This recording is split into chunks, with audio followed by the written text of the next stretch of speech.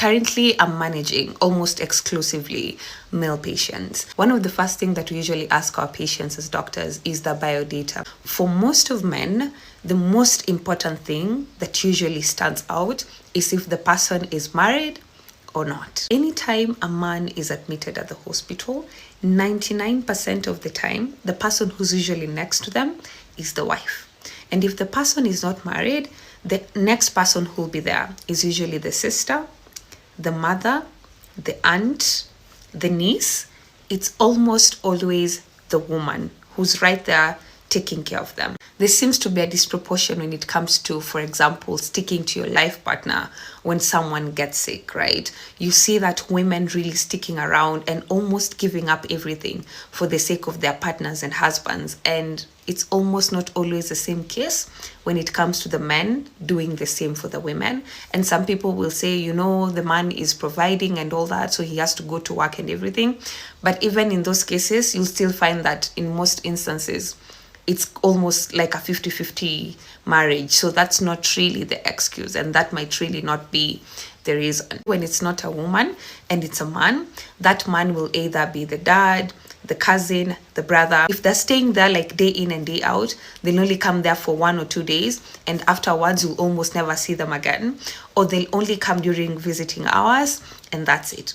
But when it comes to women, they will live with that man, literally almost have their lives stop. It's like they're living and breathing for the life of the person that they're taking care of. The only time that you'll find that a man is alone, and there's so many instances where you'll find that men are alone in the wards, is if, for example, the person is divorced. Maybe they are divorced and the children just don't want to see him. So the wife, of course, is also not there. Or you'll hear things like, "Uyu mtu wanakosana na kila mtu," so there's no one to take care of them. And the only time when a divorced man usually has like 24 around the clock care is when it's like a sister or a niece or just a female figure that is there to take care of them.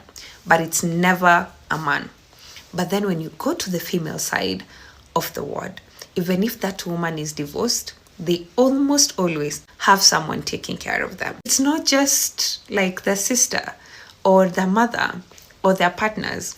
It's almost always friends. Like there's almost always friends who've come to visit them, to take care of them, to nurture them. And if the friends are not around, there'll be the mother or the cousin or the niece. But even if the partner is very caring, a very good husband, most of the time they'll only be there for around the clock care for like 1 or 2 days. But then afterwards, they'll go home and the wife will just be alone in the wards. Of course, in every story, there's always an outlier where the men who are really, really responsible with their children, they'll stay there for their partners, just take care of them and give them around the clock care. And with regards to what Debbie Rono was saying and this, I think it would be wrong to just quote unquote blame the men, because I think it's time that us women also take responsibility for agreeing or just wanting to give up everything. I think we should take the time to nurture ourselves, to love ourselves, to pour into ourselves, to grow ourselves, and not forget who we are, not forgo our identities in our partners. Even when you ask them, "Who are you?" while in the hospital, they won't tell you their names. They'll tell you, "I'm this person's wife." But when you ask the husbands their name, they'll tell you, "I'm John," or "I'm James," or "I'm Jonathan." It's not, "This is my wife." It's like, "Uyu ndio ananichunga," right? And I'm not saying it in a bad way. I'm just making observation.